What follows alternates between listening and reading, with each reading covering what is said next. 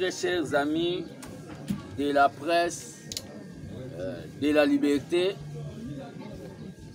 d'avoir répondu à notre invitation. Nous, c'est l'armée des bâtisseurs tshisekédistes, un mouvement politico-social au sein de l'UDPS Tshisekedi que je dirige. Donc, aujourd'hui, c'est le 16. On est en train de commémorer la mort de Mouzé, Laurent Désiré Kabila, l'un des vrais soldats du peuple, n'a jamais trahi le Congo, que son âme repose en paix. Donc, on a partagé douleur Pepasi, la famille politique nae FCC, à son fils Joseph Kabila et toute la famille Kabila.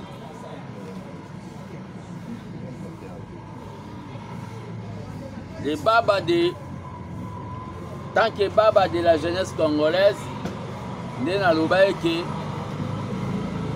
2024, année à Sika Makambo, Sika restauration politique au nom de mon Dieu qui n'a jamais échoué. Nzamba Bangomba, Nzamba Ba prophète. On m'appelle maintenant baba de la jeunesse congolaise, le père de la jeunesse congolaise pour le gardien du temple Bakomi Bélé. C'est-à-dire, c'est ça le nom inspiré de mausolée encelé, Sphinx Baba de la jeunesse congolaise. N'a aucun directement par féliciter ceux qui sont élus. Ceux qui sont élus n'ont félicité Bango, mais Bao Bazuite, Ndeka Tobanda Kolobana EP1, EP2, l'école primaire, ceux qui va bimisi par résultat. Oya Zuite, allez là! Abambanga libanga nazoka. Oya Zuite, allez là! Abambanga libanga nazoka. Donc c'est ça, Waneza, entre guillemets, les Tobanda ou Basiri Tolia Bagratana, na EP1, EP2. Félicitations à Peter Kazadi, le VPM de l'intérieur, qui a démontré qu'il est vraiment combattant. Félicitations à Augustin Kabouya Mouanaboute, mon CG, dans le futur. 3 points de suspension, le futur. Quand je laisse 3 points de suspension, Augustin Kabouya Mouanaboute, le futur. 3 points de suspension. Mounamutoa Eba.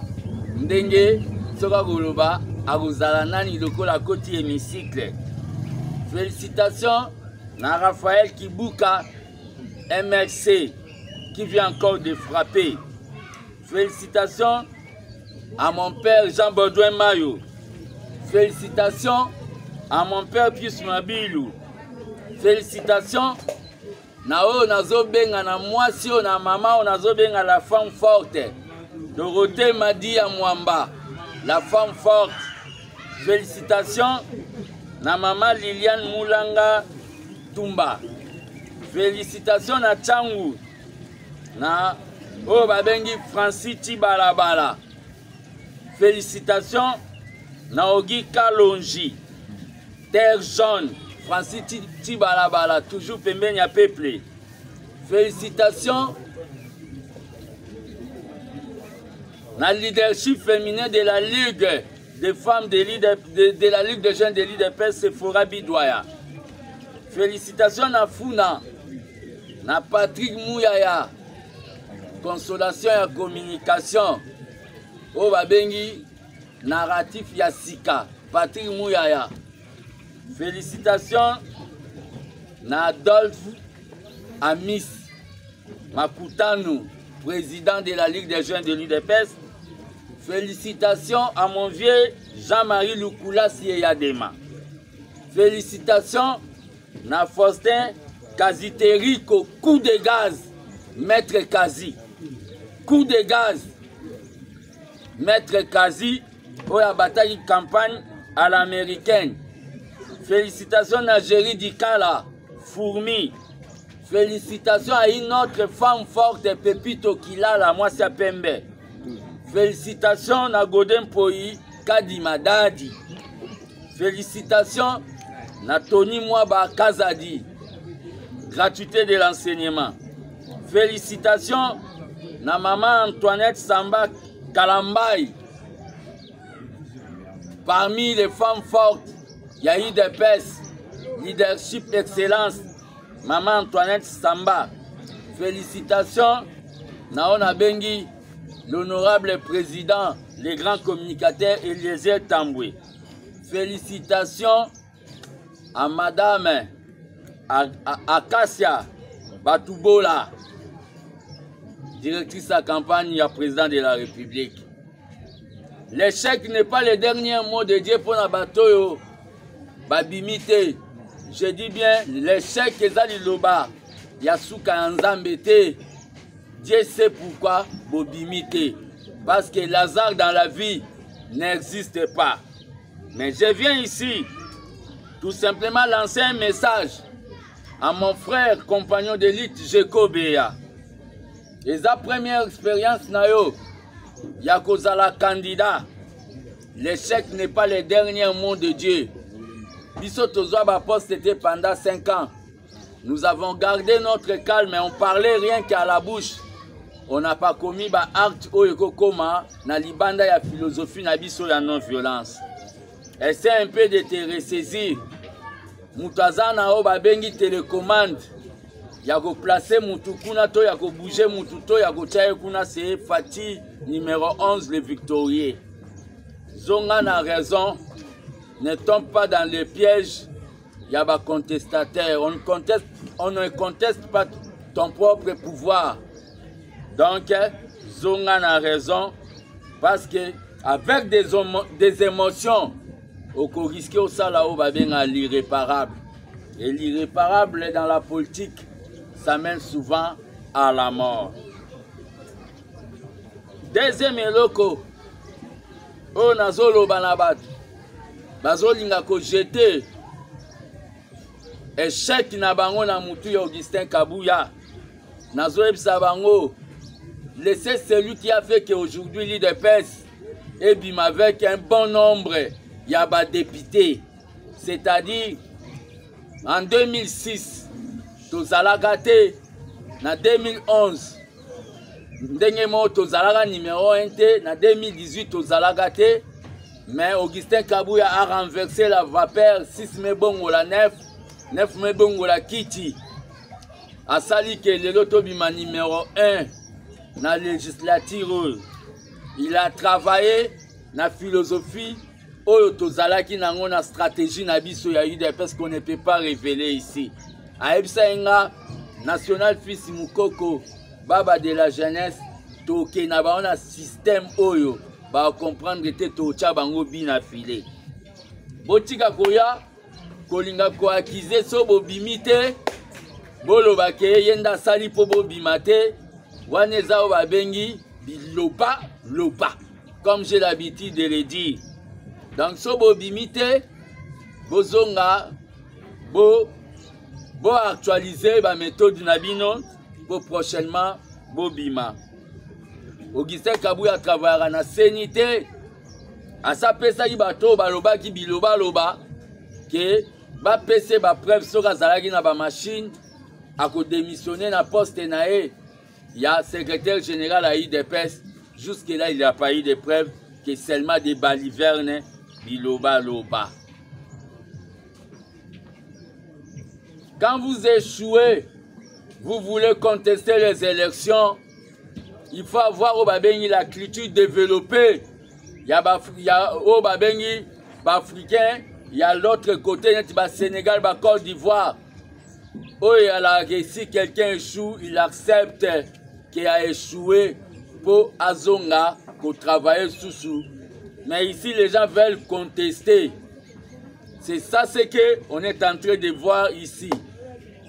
Vous continuerez à contester, mais Makambweza lokola na moment lokola mai. Mai ekendaka liboso, jamais totika komona rivière moko. Et zonga ou babengi marche en arrière. Vous continuerez à contester, les chiens à boire, la caravane est passée.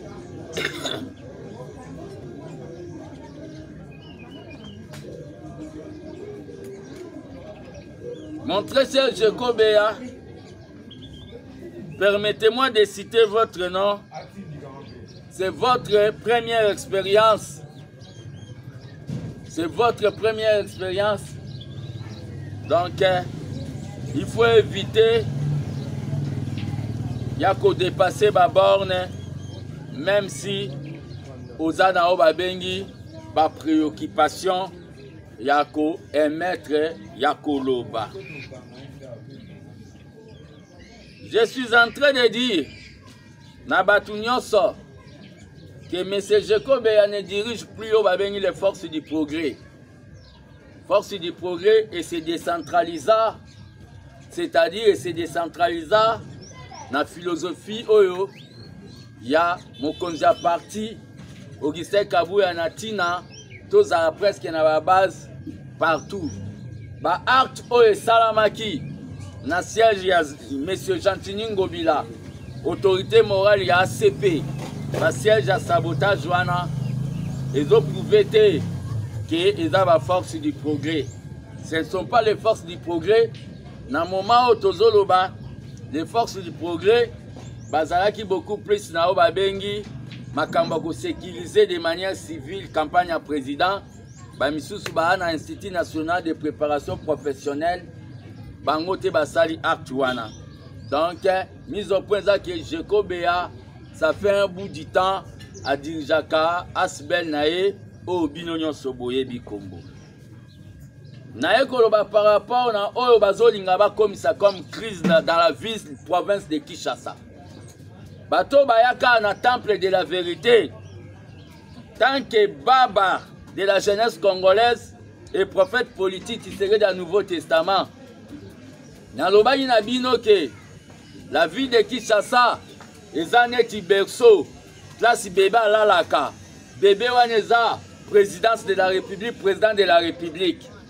Et sengaka bébé soit là na berceau makelele ezalate. Quand il y a yo babengi divergence entre M. Jantini Ngobila et M. Jekoko Mulumba.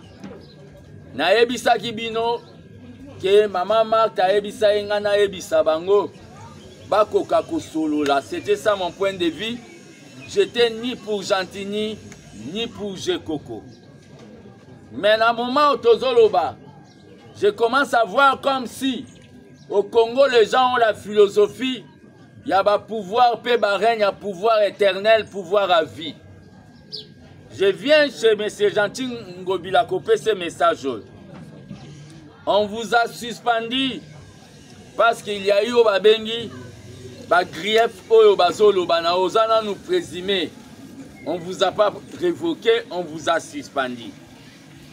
Allez kokota na bureau, il y a l'État au moment supérieur na yo. Alors que vous êtes suspendu et ça parmi les mesures conservatoires. Ndenge procureur aloba ke batu nyonso bana ba litige ba bimate. Kokende kokota na bureau pe ba soda ba telemelo ba betelo sali yeba ke za comme si ozolinga ko nier le pouvoir en place. C'est déjà une infraction. Nazoloba nao babengi mokonzi ya la police nationale. Batu nyonso ba soldat nyonso ba policier oyo bazalaki na hôtel de ville le jour le gouverneur suspendu Jantini Ngobila ayaki na bureau. Batu wana nyonso ba soldat nyonso ils doivent être rééduqués. Ils doivent être identifiés pour être rééduqués par l'actualité. On ne défie pas le pouvoir en place, M. Jantini Ngobila. Tu es mon vieux, un vieux solidaire que je ne peux pas nier. Mais quand les choses vont dans le cadre Yamabe, na koyiko tika auto qui na émotion. Ok, na ba bengi mouvement de masse. On ne défie pas. Jusque là, tu es encore présumé. Tu as encore possibilité à okende. Comme on a publié Koko sa recours na yo. Mais aller na bao babengi bras de fer vis-à-vis, il y a pouvoir en place. Ça sera au babengi kozwa essence au misopeli yomoko aux huiles alimètres au mizikisi yomoko. Parce que le président de la République que je connais, tant que compagnon d'élite, l'air Azalaki, secrétaire général chargé, il y a diplomatie, secrétaire général adjoint, Alingaka, ba art wana te. Oyo, ezolingi bando salam.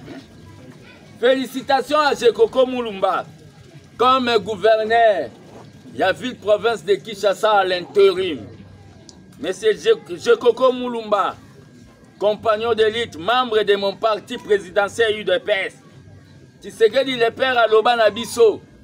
Être cadre, c'est une charge et non privilège. Posto Bapesio. Première proposition, il y a gardien du temple. Avant au kota na bureau na yo bandako sala. Benga IGF. Benga Cour des comptes. Ba enquêter sur Makambo Etali. Construction et marché central. Makambo Yakini Bopeto. Ba enquêter sur gestion ya bao babengi ba marché nyonso ya ville province à Kinshasa. Gestion ya Makambo Etali nyonso ya ba commune. Tout ce que commune apesaka na batu moyena quelque chose. Benga IGF va enquêter. Le travail que vous allez faire, valoriser aux Zongissa. Zongissa ba député provinciaux na valeur na bango. Le travail que vous allez faire, monsieur le gouverneur, son excellence Jekoko Mulumba. Oyo yoko sa en intérim, yangonde ko baliser, yangonde ko bongisela yo, lobby, pour même biso to votaka ba gouverneur te selon régime, ya o ba bengi électoral na biso. Biso to loba ke Jekoko nde azala wana, ndenge batu ba loba ke na sport de nani Denis Kambal. Kambal, au comprend, Denis Kambal Azalana. Pour ça, Tali, na sport, peuple alelaka Denis Kambal, les grands Kassai. Tilelo alelaka Denis Kambal. C'est-à-dire, na travail yo Jekoko Mulumba yo kosal. Le peuple va vous réclamer. Et Zao Babeni, le peuple va vous réclamer. Nous mettrons toutes nos machines en place. Natina, Yakoye Bisaba, députés provinciaux, que Ezande Yomokosi.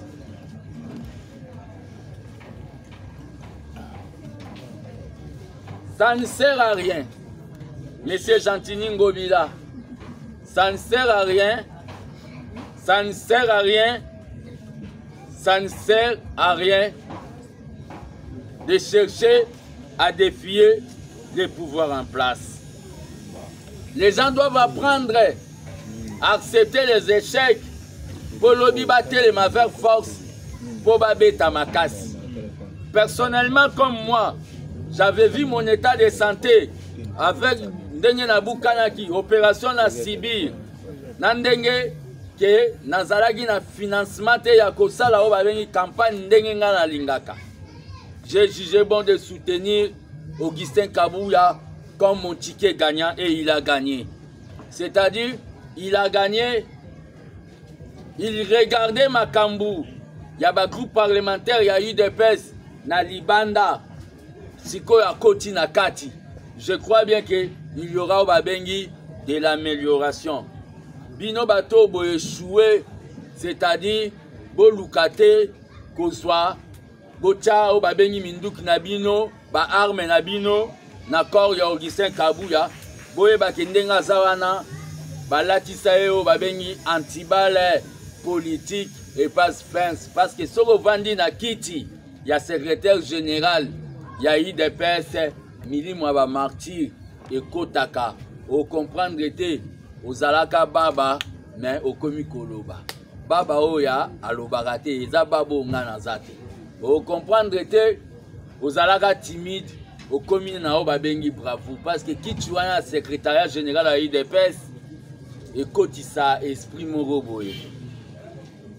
Nous avons eu des pouvoirs, mais ces pouvoirs ezali, ils ont pouvoir pour travailler. Ils ont pouvoir pour nos sentiments. Ils ont pouvoir de sacrifice. Ils ont pouvoir de créer une oligarchie, un groupe de nouveaux riches. Les pouvoirs y a imité. Parce que le peuple nous regarde. Le peuple est en train de nous regarder. Je suis en train encore de réitérer mes propos.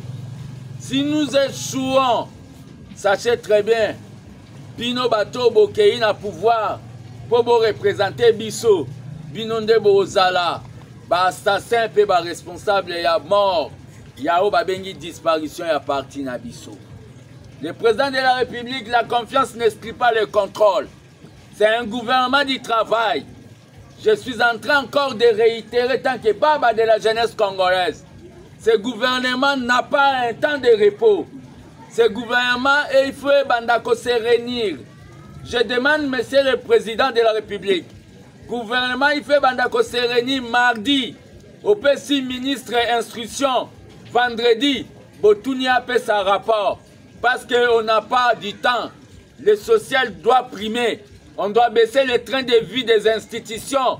Parce que, batumsu bako zwaka oba bengi, ba $100 te, ba misu bazwaka ba 220, ba 21 000 $. Non, on doit équilibrer les choses dans la philosophie de Thomas Sankara, dans la philosophie de social-démocrate. Nous devons travailler. Le peuple doit être impliqué. Je lance l'appel à la population d'être impliquée. À l'opposition, au bazar disponible, le président avait déjà tendu la main.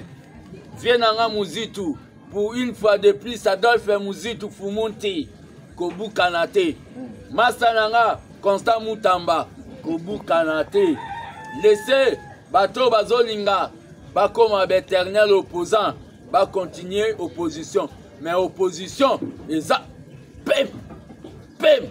D'abord, Koutou, Boko Kabisote, Bobisoto Zaba joueur, il y a terrain, pelouse synthétique, Bino Bozaba joueur, il y a Obabengi terrain, il y a Zelo, Boko Kate, Katumbi, Ndoki, Mukwege, Ndoki, Fayulu Madidi, Martin Madidi, Ndoki.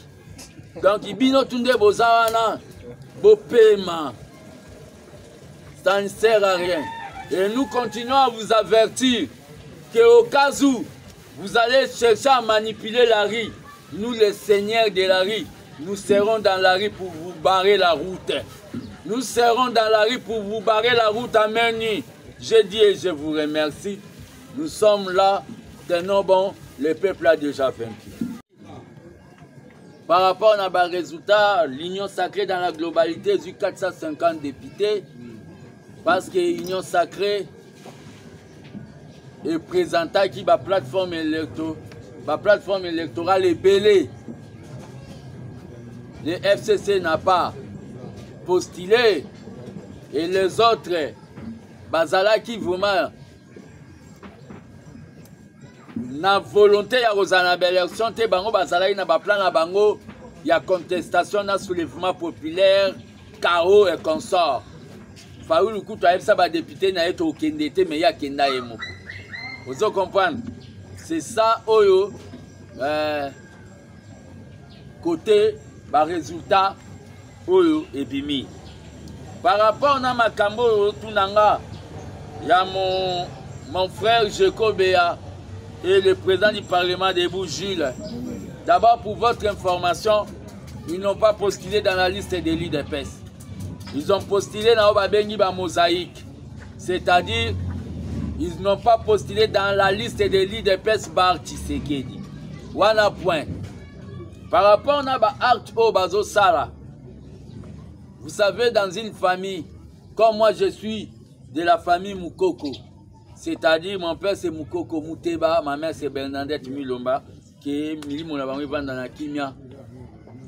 Dans la famille, Bananyo Sobabota Mandenge Monte. C'est-à-dire, Bananyo Sobabota Mandenge Monte. Donc dans ma famille, je suis le seul pour faire la politique. Mon père n'a pas fait la politique. Vous comprenez? Je suis le seul où on a la vocation. Le problème qu'il y a, Makambo, oye un peu en retard, j'ai Naouti Koloba. Je Kobea, malgré qu'il a postulé, na oba bengi eloko na ye nazoloba na ye abunga ba fondamentaux à IDPS ou eza non violence. Abunga ba fondamentaux à IDPS à permettre na ba détracteur na biso te ba koka ko récupérer ba art oyo ezolinga et salama. Ba détracteur na biso ba yini na biso o na ta ba ndoki baza capable ya kobanda ko poser ba art misusu ba latisipe ba tu ba polo ya vision fati po kaka ba régler compte na ba action o ya sala contre ba mauvaise position na bango. Il doit avoir au babengi la maturité politique. Il doit faire ce qu'on appelle les réels politiques. Pénapé conseil dans le lobby, l'échec n'est pas le dernier mot de Dieu. Nous n'avons pas travaillé pendant 5 ans ici, mais nous avons au babengi gardé les drapeaux de l'IDPS malgré l'étouffement. Il y a M. Jean-Marc Kabound, la salagi pendant tous les 5 ans n'a comme clochardisé. Donc M. Jekobea doit garder calme. Il y a un seul chef dans l'église catholique. Papa Alaramoko Namasua, capitaine Moko. Au Congo, il y a un seul chef. C'est Fati. Il sait là où il va nous placer. C'est lui où il a créé la nomination puis la révocation. Donc c'est ce que je peux dire à mon frère de combat, Jekobea. On a comme un chiffre 20 ans magique. Le 20 oyo, Torozala na stade des martyrs. Mokonzamboka ko prêter serment à Kola Pandai, liboso ya peuple congolais. Secrétaire général Augustin Kabuya ebisingana ebisa na ba combattant ze combattant ya UDPS pe na peuple congolais. Boya ebele po bomona pe bondima prestation ya serment ya mutobo commissaire magistrat suprême. Boya ebele na botos tozala ebele. L'armée de bâtisseurs Tshisekedi c'est biso tokozala wana na stade des martyrs avec Oabengi visibilité toujours ya ticket gagnant na biso na députation nationale Augustin Kabuya. Dans fils Mukoko à kota na stade des martyrs avec les bâtisseurs Tshisekedistes et Kozalo Babengi opesi mbwa suit donc mabe sing mabe to kota wana mabe ekobongwa na kitoko. Numéro 20 le 20 on a publié c'est que chiffre wana eza chiffre moko céleste donc oyo ayebi tomona na ebele po toyoka mokonzi ya mboka ndenge akolapa ndai. Merci, on termine.